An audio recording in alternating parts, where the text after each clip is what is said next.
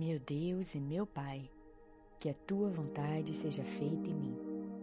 Quero contribuir para o avanço de Teu reino, mas a única maneira de fazer isso é deixando o Senhor reinar em mim primeiro.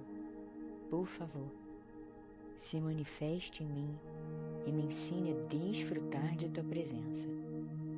Transforme a minha vida e me mostre como posso Te dar glória. Aqui estou, Senhor. Venha fazer aquilo que só Tu podes fazer. Em nome de Jesus, eu oro.